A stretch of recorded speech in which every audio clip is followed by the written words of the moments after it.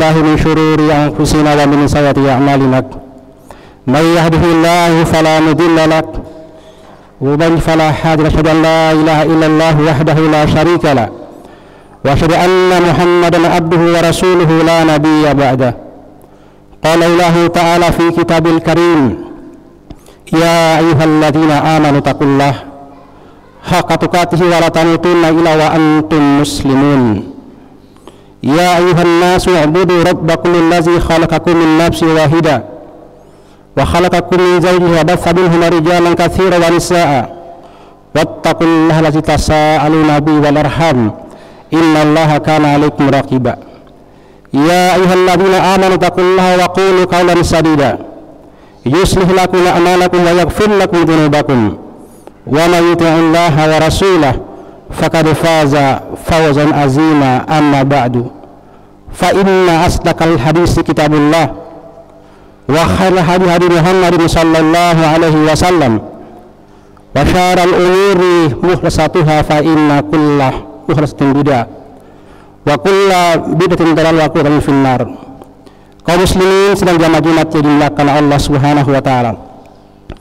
Mari senantiasa kita memuji dan bersyukur hanya kepada Allah Subhanahu wa taala atas segala nikmat karunia yang Allah berikan kepada kita semua.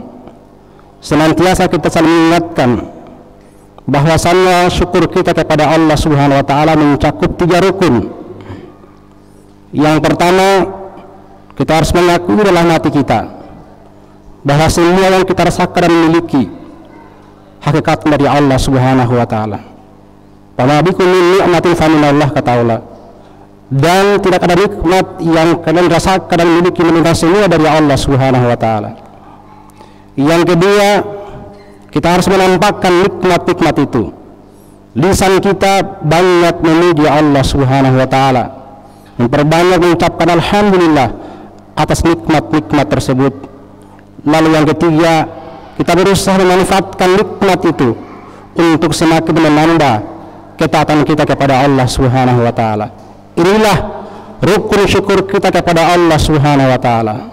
Setiap hamba Allah yang berusaha mewujudkan rukun-rukun itu, maka insya Allah dia pasti mendapatkan janji Allah. Allah akan menambah nikmatnya untuk hamba tersebut. Sebaliknya, kalau rukun-rukun itu diabaikan, maka Allah memberikan ancaman yang keras.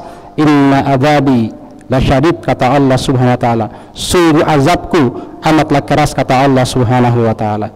Kita bersalah kepada Nabi Muhammad sallallahu alaihi wasallam, keluarga beliau, sahabat-sahabat beliau, dan setiap dari umatnya yang selalu berusaha untuk mempelajari petunjuknya dan mereka mengamalkan dalam kehidupan sehari-hari sampai saatnya Allah Subhanahu wa taala mewafatkan mereka. Kaum muslimin sedang jamaah Jumat ini oleh Allah Subhanahu wa taala. Marilah kita meningkatkan iman dan takwa kita kepada Allah Subhanahu wa taala.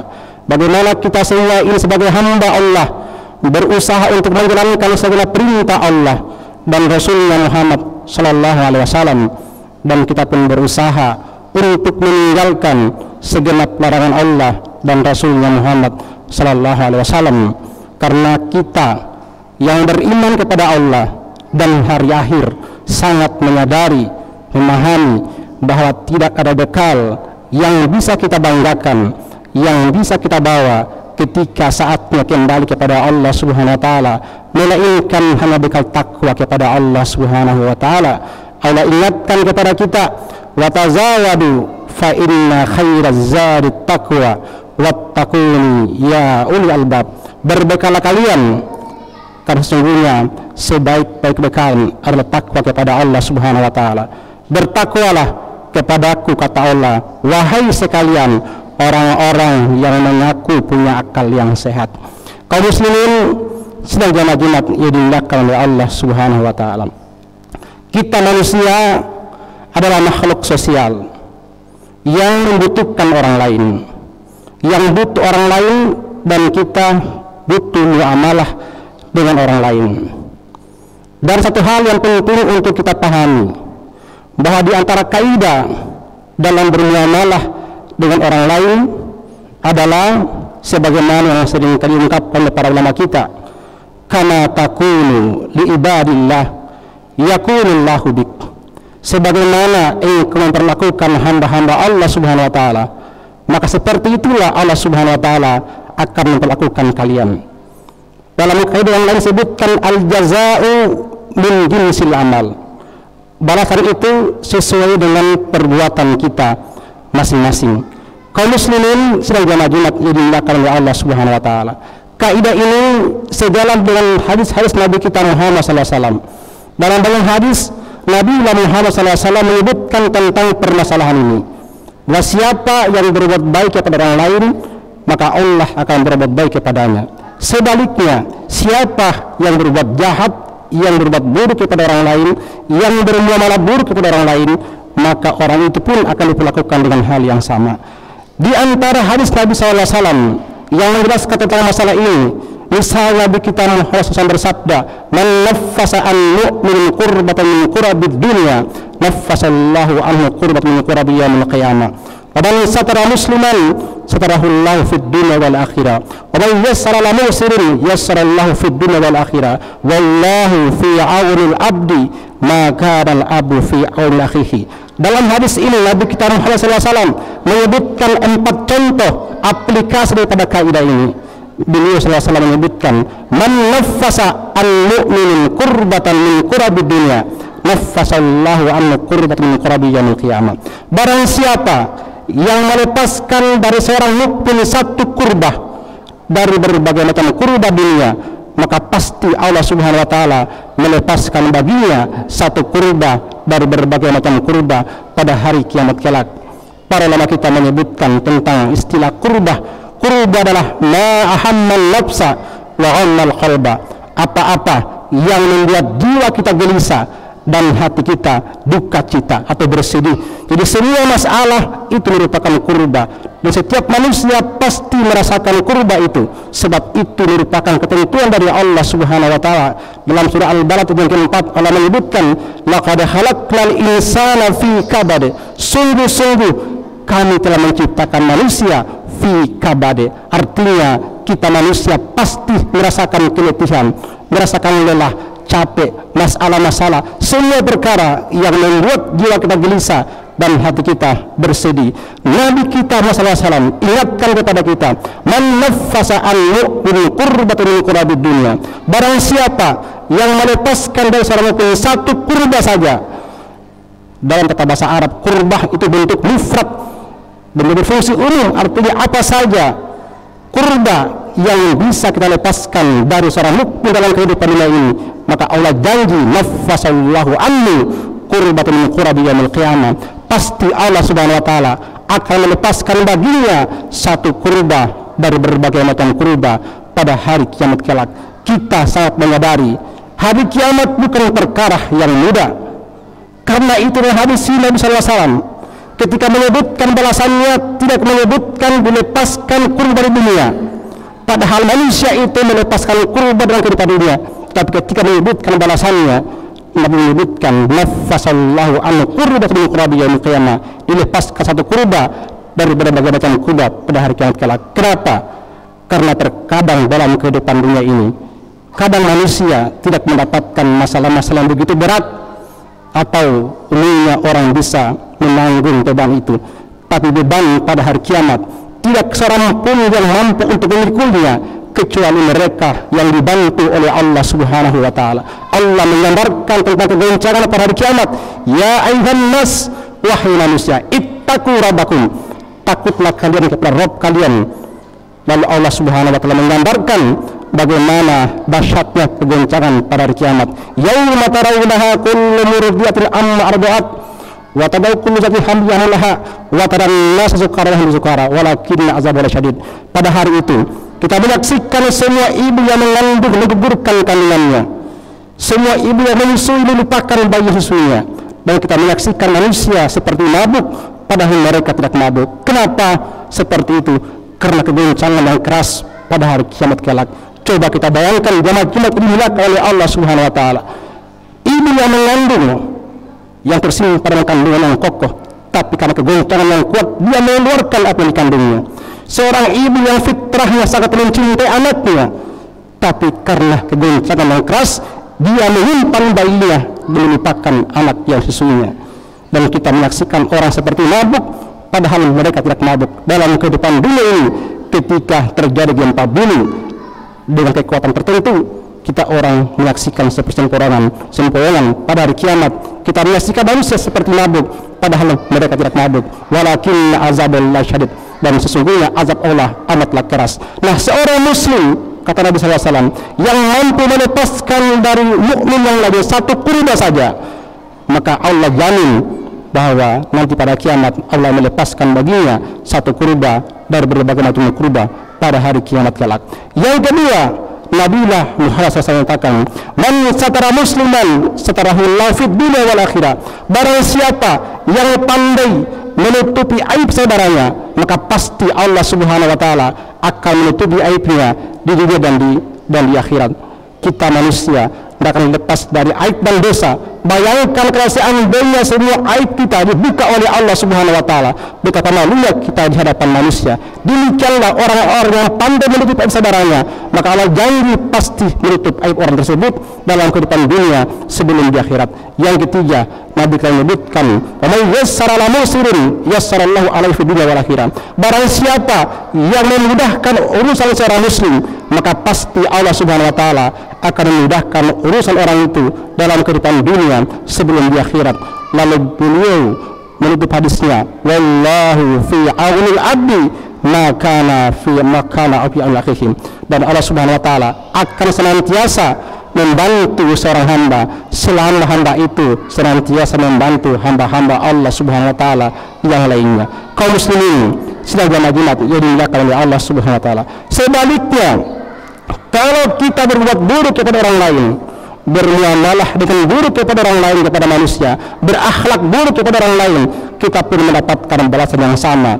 Nabiullah Muhammad SAW menyebutkan, man rafaka bi ummati farfuk alaihi. Barang siapa yang berlaku lemah lembut kepada umatku, maka perlakukanlah umatku itu yang kelembutan. Sebaliknya, wa man syakka alaihi fasyukka alaihi. Barang siapa yang memberatkan, yang menyulitkan mereka umatku, maka beratkanlah urusan mereka, persulitkanlah urusan mereka. Dalam hadis yang lain, Nabi kita SAW menyebutkan, innallaha yu'adzibul ladzina yu'adzibun nasa fid dunya. Sesungguhnya Allah Subhanahu wa taala akan mengazab siapa orang-orang yang mengazab manusia dalam kehidupan dunia ini. Beliau juga bersabda, man tattaba'u aurata akhihi muslim. Barang siapa yang suka mencari-cari aib muslim saudaranya, tataba'allahu wa auratahu, maka pasti Allah Subhanahu wa taala akan membongkar aib-aibnya.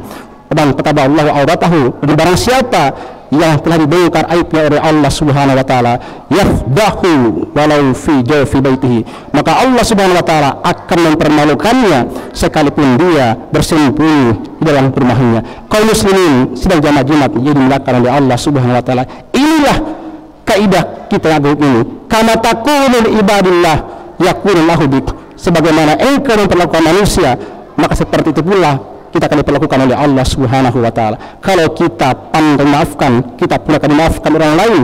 Kalau kita pandai menutup aib saudara kita, kita pun seperti itu. Kalau kita suka membantu orang lain, kita pun akan diperlakukan seperti itu. Dan demikianlah seterusnya kaum muslimin sedang jamaah Jumat ini dimuliakan oleh Allah Subhanahu wa taala. Oleh karena itu, sudah sepantasnya kita sebagai umat Muhammad SAW, sebagai hamba Allah Subhanahu wa taala, senantiasa memperhatikan mata kita, mulut kita, pendengaran kita, tangan kita, kaki kita, jangan sampai menyakiti orang lain, jangan sampai mengganggu orang lain, sebab kita pun akan mendapatkan balasan yang sama. Namun sebaliknya, kita harus berusaha untuk berbuat baik kepada orang lain semampu yang bisa kita berikan. Aku qauli hadza astaghfirullaha wa lisairil muslimin min kulli dzamb fastaghfiruhu innahu huwal ghafurur rahim.